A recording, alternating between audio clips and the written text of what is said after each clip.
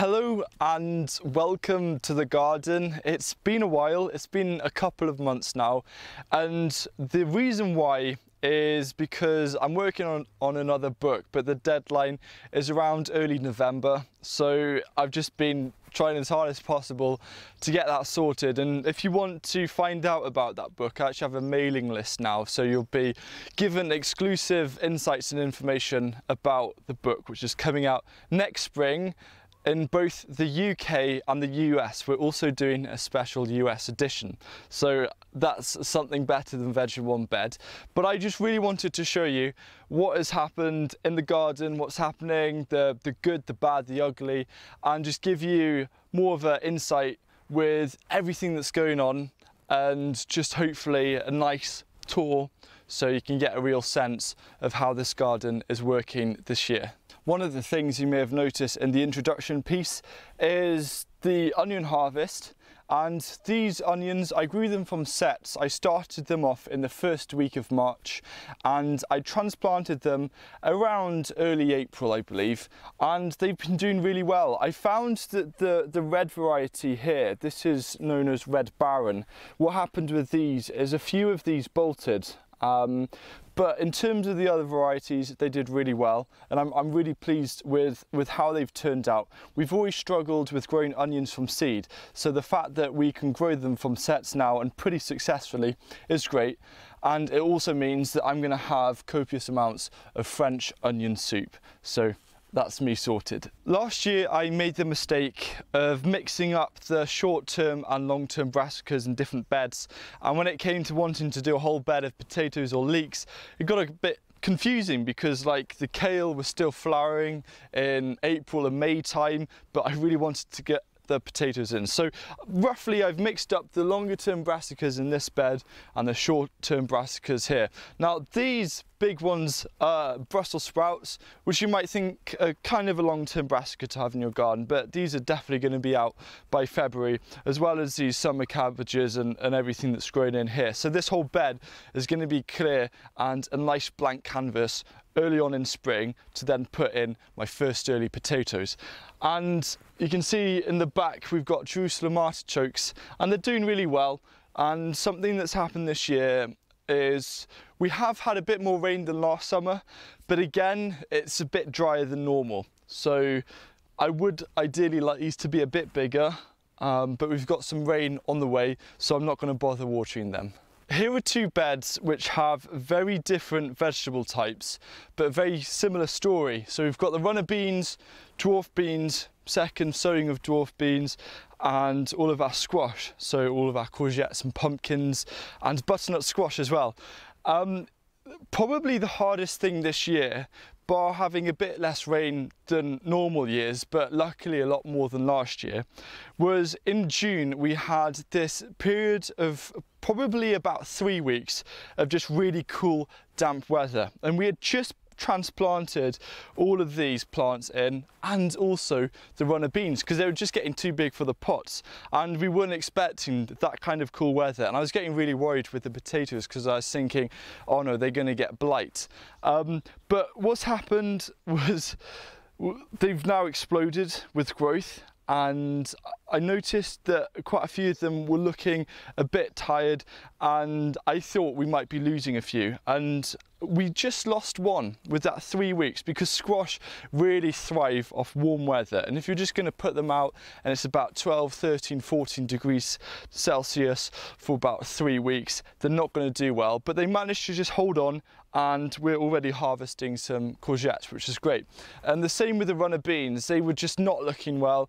They started having a lot of rust, so we're having to pick off some of the leaves, and when you have small seedlings that can get a bit worrying. And I can see at the bottom there's still a little bit of rust left, but since the warmth has come, everything has just exploded and it's beginning to catch up, and as you can see it's all beginning to flower. So yeah, it was a bit scary in June, but luckily these have managed to see through that cool damp weather and are now bringing us some harvests. One of the most common questions I've had this year is why don't I net or mesh the brassicas? And it's a very good question, and my answer is I find it a bit ugly. and I think everyone's going to agree with that. But also in terms of putting some kind of mesh over it all the time, is if you're using something like EnviroMesh, I found that sometimes birds can still get through and get stuck underneath and get caught up.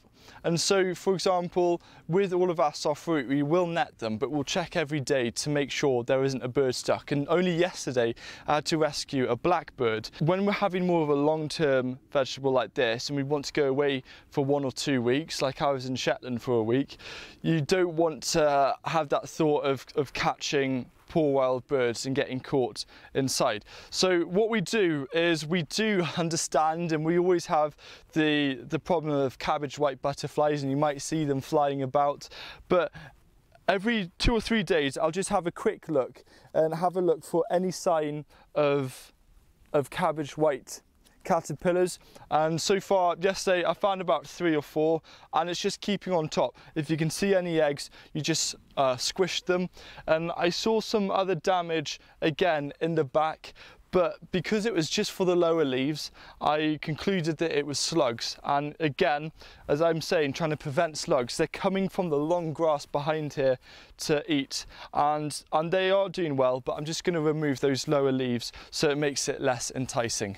The most disappointing vegetable we've had this year has been the broad beans, and I think that cool weather in June was partly to blame, because they started getting rust, and even though we're trying to pick off leaves, they were just too established, unlike the runner beans, because I find when seedlings are small, when it warms up they have that extra bit more vigour, which ends up saving them. But when you have established plants which are kind of half the size, they don't have as much vigour when it gets warm, or much excitement, you know, that early growth when children have a growth spurt.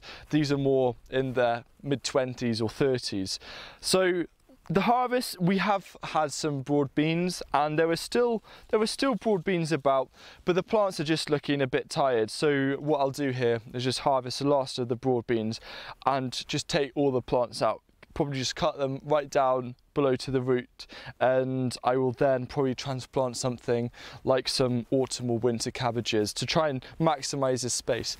Now you can see that the leeks from last year are going to seed, trying to save seeds. This is something I've really been trying to focus on a lot this year. And here we have perpetual spinach, which has obviously bolted. And it always amazes me how small the leaves are and just how much energy they put into creating the seeds.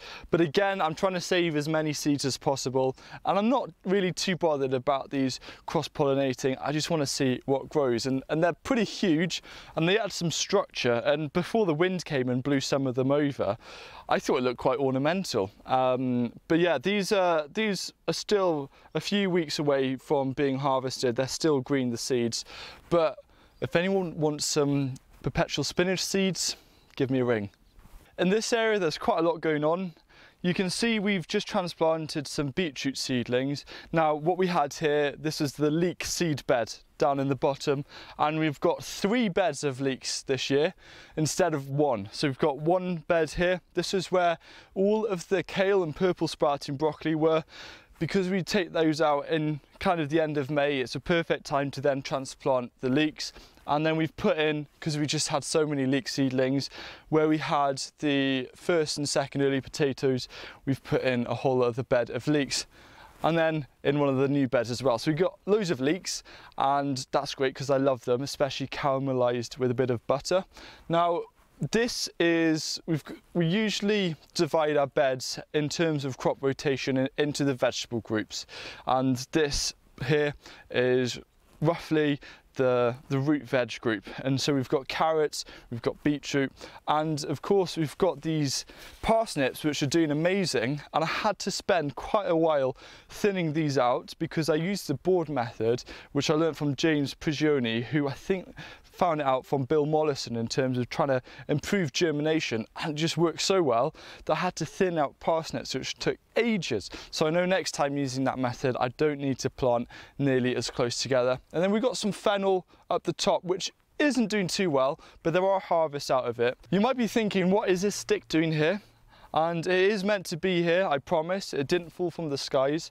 What it's doing is it's marking a spot where we found a bumblebee nest in the ground on the path. And so now if we're pushing a wheelbarrow or something, we have to take the long route around, just because it's so good to have a bumblebee nest so close to the vegetable garden. You know, they've got flowers right in front of their front door, but yeah, there's just a bumblebee coming out, and because the worst thing I could think of is treading over it, and we don't know how deep it is in the soil either.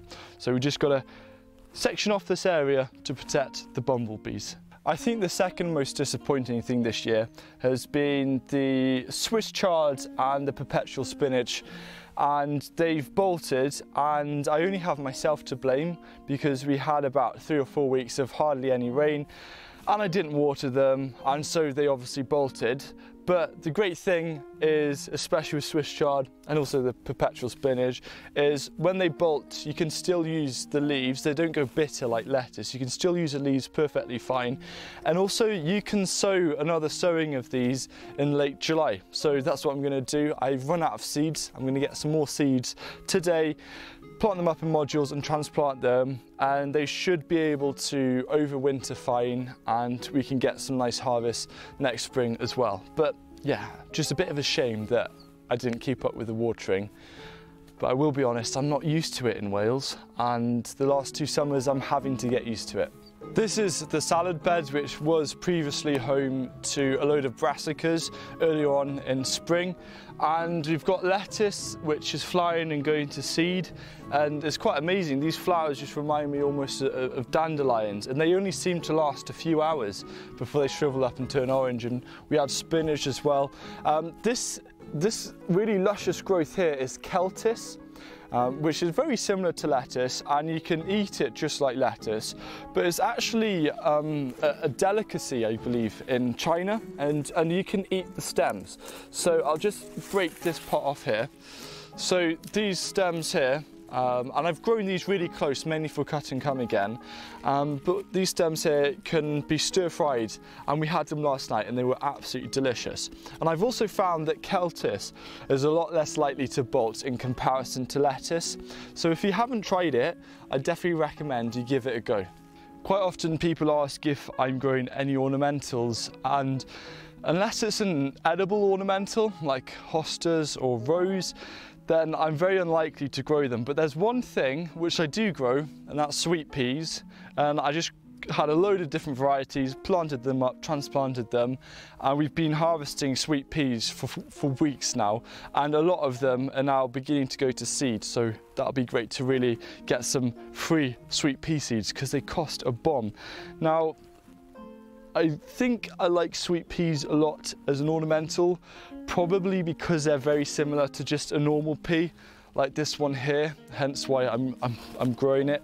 But honestly, the fragrance is amazing. If you go for a very fragrant sweet pea and you come up in early evening into the garden, it just hits you. This is now the top of the garden, where we've built raised beds from 100% British recycled plastic, and they're doing absolutely amazing. They have a lifespan of potentially 100 years, especially if you use stainless steel screws. And there's been a lot going on this year. This still kind of is, the Grow a Gift 2019 that Liz Zorab created. And there's a couple of things which I've changed for it. I'm still obviously doing the Grow a Gift, but I've just sort of allocated other parts of the garden into it, because these leeks, I overwintered them. They were just, I don't know, I think I just needed to do an example of how to grow leeks from seed in a pot. And they were just about this big, and they overwintered in the solar tunnel. And I thought, you know, let's just plant them and see what happens. And it's amazing how nature works, because they know they've had another winter, and that's why they're now going to seed. But we've got a whole nother bed of leeks here just transplanted, as well as the 2 others. So this little row of 6 leeks will be, I'll make up for it, I think. So the solar tunnel is, well, it's turning into its yearly jungle stage again. You might remember, if you saw the Patience is Paramount video, how the grapevine was just completely decimated by a late frost. And really pleased to announce that it's recovered really well, as I said it would, because it almost seems to happen every single year. You know, you'd look at it and you think there's no way that that's going to come back. And if you compare how that looked then to how it looks now, it's just absolutely amazing. And yeah, we've got loads of clusters of grapes, so that's really exciting. The tomatoes are doing really well. There's just been a couple of leaves which weren't looking too happy. I don't know if it looks slightly like blight. I just cut those off. That was about a couple of weeks ago, and there doesn't really seem to be any problems since. I mean, tomatoes always, I find, have a couple of bits of miscolouring, especially in the lower leaves, which is why with the stems, I just like to clear the stems of all leaves up to the first set of fruit, and that seems to minimise any kind of damage or risk of disease. And I can see loads of tomatoes beginning to come through. We've got about 7 different varieties here, and I just can't wait for them to turn red. We had peas here, these are for pea shoots, and they then started producing amazing peas, but you know, they've seen better days. We got a tobacco plant here because I bought a tobacco plant and I was just really curious to see how it grows, and it has this really amazing white flowers. I've got 3 rows of peppers, and then finishing off with some squash here. The end of July into early August is a funny kind of transition time, because suddenly the focus seems to go a lot more on the harvesting side of things rather than the growing. But for me, everything is blurred, especially from kind of June onwards with growing and harvesting all the way through to October, because I'm trying to maximise as much as possible by using succession planting. And so that means that in some areas I can get 2, maybe even up to 3 different crops from the same size. And I don't think enough people are utilising that or making the most of it. And also another thing is, I now don't take much notice with crop rotation. I just make sure that the same thing doesn't go in the same place for more than 2 years. And keeping the squash and runner beans in the same place because you can year after year saves a lot of hassle. So that's just kind of my feeling about that, and that if you aren't doing succession planting, use it, because you know, we wouldn't be able to have 2 extra beds of leeks. Those would just be plain and nothing grown in them until next year, and I think that's really powerful. And I also find that trying to grow different things every year is useful. This year I tried growing spring onions, and I grew loads, and I probably ate about 2 or 3, because as a family we don't really use or eat spring onions, and even just having them here, we just put them in a couple of salads really. So I know if I do want to grow spring onions, to probably quarter what I'm currently growing. So yeah, it's really useful to see that dynamic. But I finally just want to show you what's been happening in a separate garden here on our small holding. So a very warm welcome to the second garden here. Now, if you can see the wood store behind, everything behind, that is where the current original garden is. And this is different because this has been partly funded by the RHS, the Royal Horticulture Society here in the UK. And it's in transition, so you can see I'm putting the paths down. I've got a massive pile of wood chip that I had delivered a couple of weeks ago, and yeah, so everything's going to look really nice. We're getting a kind of greenhouse in, which I'll talk about a bit later on in detail in another video. We've got 5 IBC tanks for water storage, so I can store 5,000 litres, so just over 1,000 gallons or so, so that's really important. But the main idea with this garden is to use experiments and to do trials. So here we've got, you wouldn't believe it, we've got about 46 different varieties of dwarf French bean for a trial, and I'm doing other things. So chickpeas, never grown them before, thought I'd give them a go. They're doing really well.